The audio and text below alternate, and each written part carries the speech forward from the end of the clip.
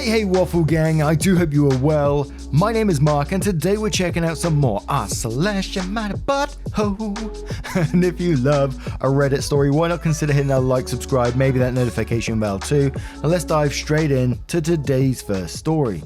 Now today's first story comes from Completely Concerned, and it does come with updates and additional information as well. Titled, Am I the Arsehole for Grounding My Stepdaughter?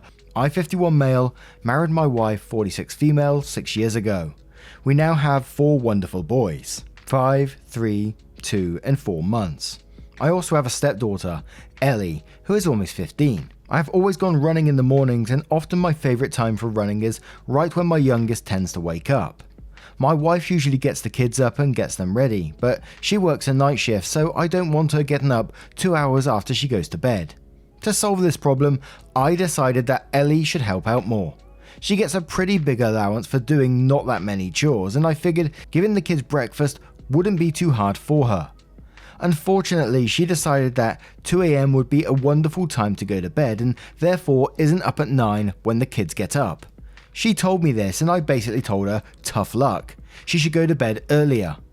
She said that my kids weren't her responsibility and I should take care of them myself. I reminded her that they were her siblings and she should just go to bed earlier.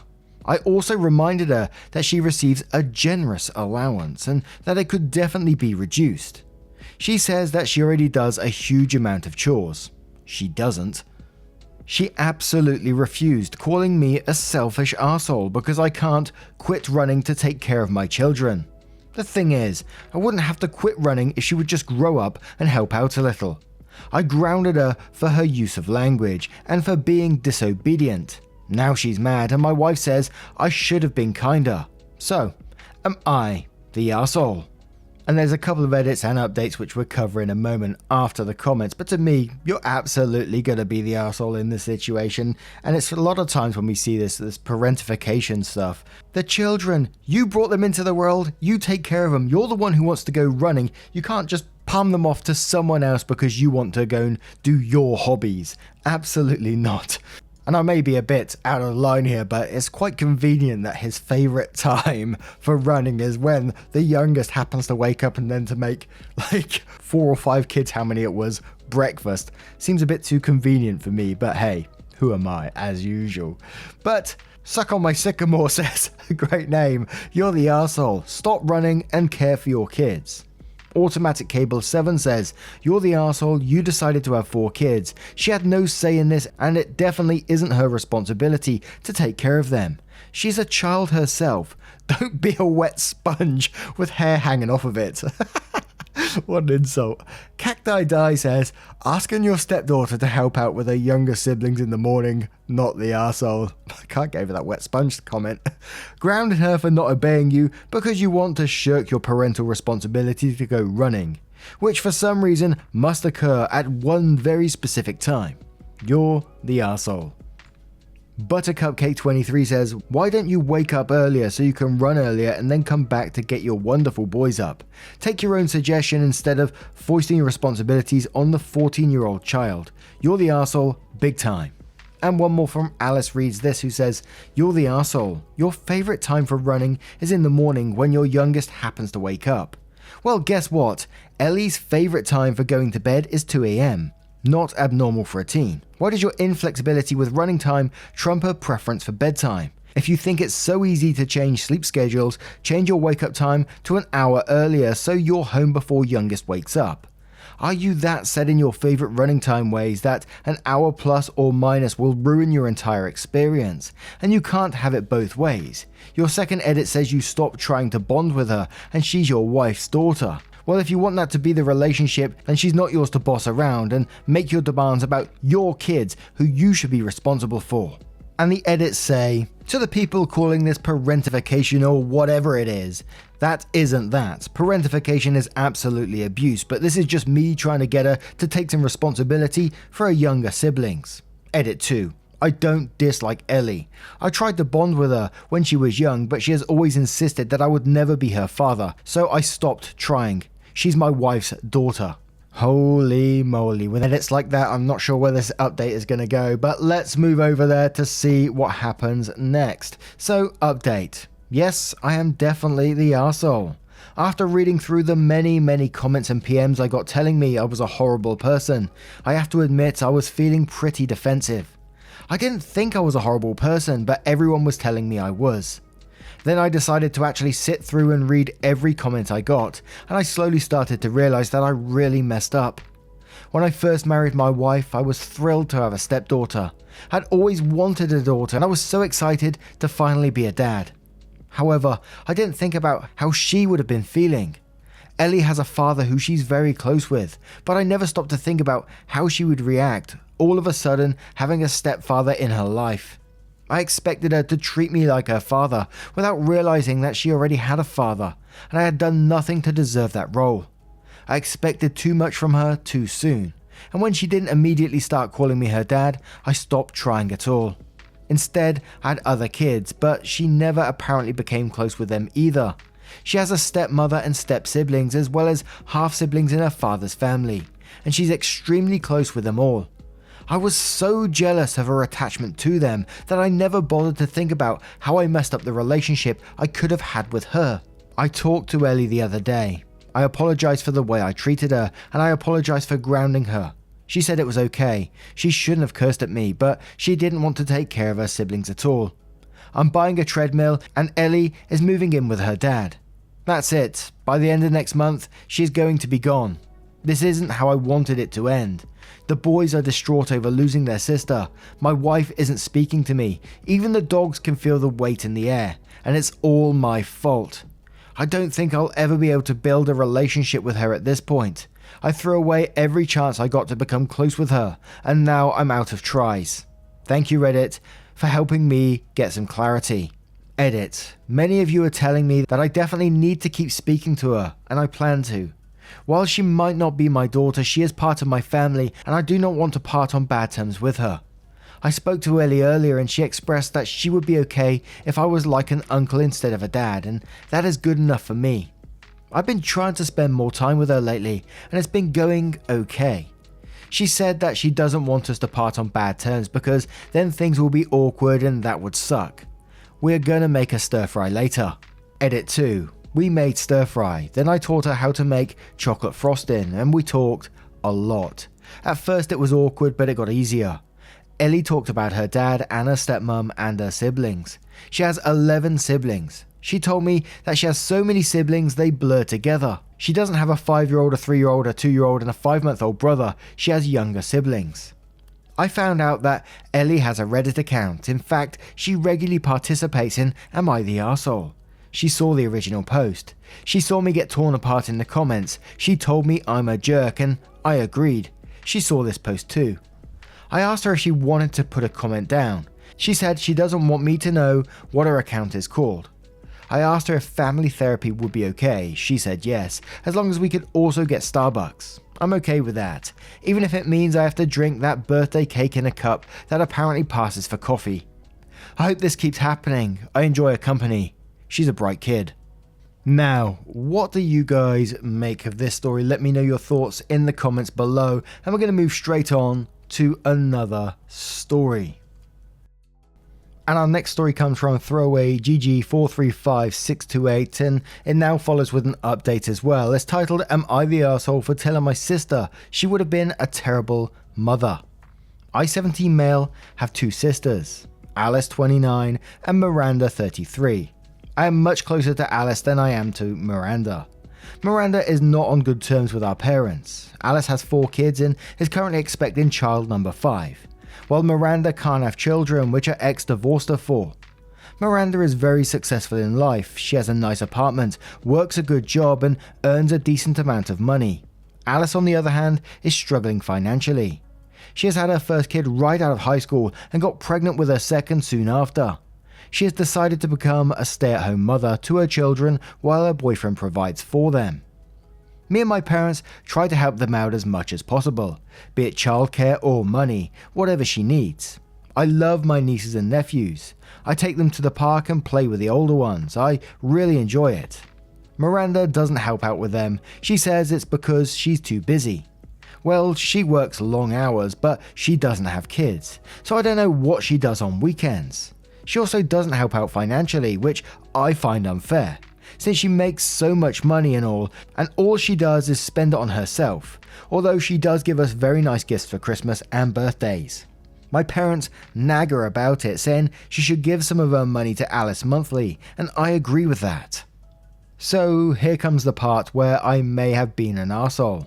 I was at Miranda's place last week and she baked muffins and invited me over to eat some and catch up. We got on the topic of Christmas presents and I told her some of the stuff I wanted. She nodded and said she would give our parents a coupon for a much needed vacation and Alice some clothes she had mentioned and also some new boots and a jacket for her kids. I was a little stunned she didn't have more for Alice, so I asked, why'd you only get Alice the bare minimum?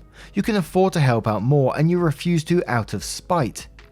Miranda looked at me and laughed. She said it wasn't her business to feed 6 people, that Alice was old enough to make her choices and live with the consequences.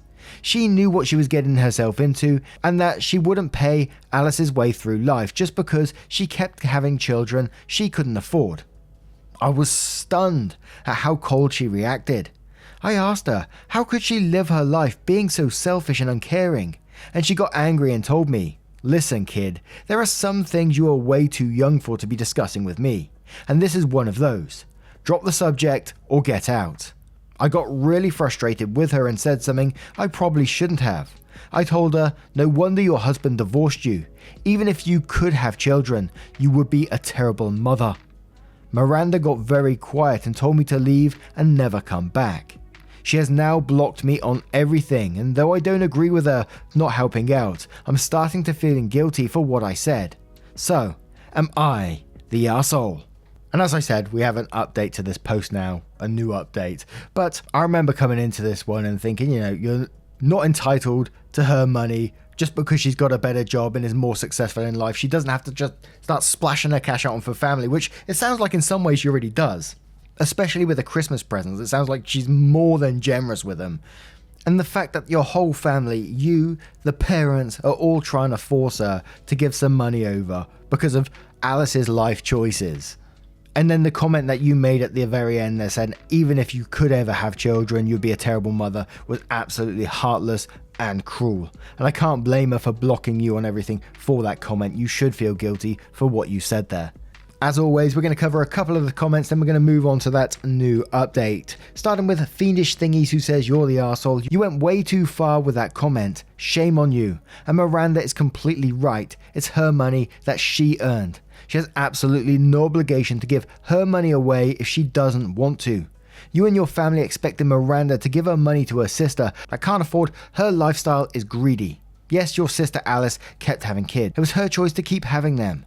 No one owes your sister anything because of the choices she made, especially her sister. Is that Marcy says, you're the arsehole, your parents are also arseholes. Your sister Alice is also an arsehole. Just because Miranda can afford to take care of Alice's children doesn't mean it's her responsibility. Who are you to need to understand what Miranda does on the weekends or what she spends her earnings on? It's not fair. Miranda is right. Alice is old enough to understand how to use condoms. If she's struggling with money at the 3rd kid, then struggling more at the 4th, then why the hell did she get pregnant with a 5th? There's the selfish sibling for you, and it's not Miranda. Wakey wakey. Alice is the one who seems to expect the rest of the world has to provide for the kids she keeps irresponsibly having.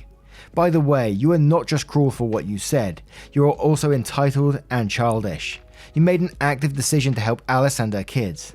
Either you do so selflessly or you choose to stop, but you don't cry about that's not fair when someone else makes a different choice than you with their own time and money. Unit Healthy says, you're the arsehole and very condescending as well. And quotes, well, she works long hours, but she doesn't have kids, so I don't know what she does on weekends. She also doesn't help out financially, which I find unfair since she makes so much money. Then goes on to say, on weekends she probably has a wonderful time doing hobbies, spending time with friends, or just vegging and watching TV. What she's not doing is wiping little noses, changing diapers, listening to temper tantrums, cleaning up messes, or mediating childish spats. Some people enjoy that and some don't. Her life sounds admirable and pleasant. Alice, on the other hand, has 5 kids, no career, isn't even married, and struggles financially. My guess is Miranda doesn't want to waste a lot of her hard-earned money on Alice, who shows no signs of improving her lot in life or becoming stable and independent. Unrooted says you're the arsehole in a big way. Your sister is 100% right about Alice and her choices. Your comment was unspeakably cruel. I feel terrible for Miranda. She's done well for herself, and instead of being happy for her, her family seems to think she needs to be a cash cow for her sister's choices. You need to apologize to your sister ASAP. If she doesn't want to speak to you again, you need to respect that and back off. You really messed up here. And one more from Amethyst Fire, who says you're the arsehole, a big one. Miranda said it best, and quotes, she said it wasn't her business to feed 6 people, that Alice was old enough to make her choices and live with the consequences. Then goes on to say, you, your parents and Alice have a lot of nerve expecting Miranda to support Alice's poor choices. Not one of you are entitled to a penny off of her. It's also none of your business what she does and doesn't do on the weekends. So now we're going to move on to the update to see what that says. Update. So it's been a while, and I know I haven't answered any comments because I was too ashamed, and I still am. When my parents and sister found out what I said to Miranda, they were absolutely furious. Alice shouted at me so long my ears were ringing. She looked like she was about to rip my head off. You were right. My sisters had a whole life before I came along, and I was too immature to understand the dynamics between them. When I look at my post, I am disgusted about my tone and what I assumed was the truth, because not only was I an absolute arsehole, I was also terribly wrong about a lot of things. Alice never asked for money nor childcare. My parents did that willingly, and as I was raised alongside them, they felt more like siblings to me, so I didn't mind. My family also never painted Miranda as the big villain. That was all just me, because she was already grown and out of the house most of the time when I was little. I just didn't have a deeper connection with her. Maybe I was resentful that she was never there. I can't tell.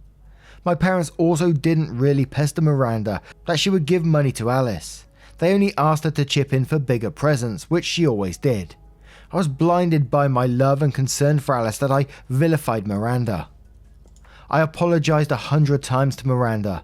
I wrote her letters, tried calling, went to her apartment, but she wouldn't see me or answer my letters, and she isn't her right to do so.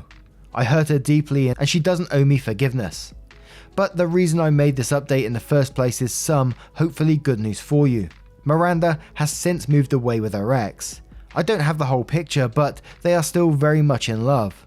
When his family found out Miranda was infertile, they pestered them to no end, and their marriage didn't withstand that. It was really horrible, which I never knew. My parents said Miranda didn't want me to know the truth, but now that they are in another country, I hope they can be happy again. Also, please don't hate on Alice. She is a wonderful person and also a very good mother to all of her kids. Her third pregnancy were twins, which they didn't expect, and her boyfriend had a vasectomy, but they ended up pregnant regardless with baby number 5, which has been born in the meantime. Her boyfriend has also got a promotion at work, and now they can live more comfortably. I know I am in the wrong and that I have a lot of growing to do.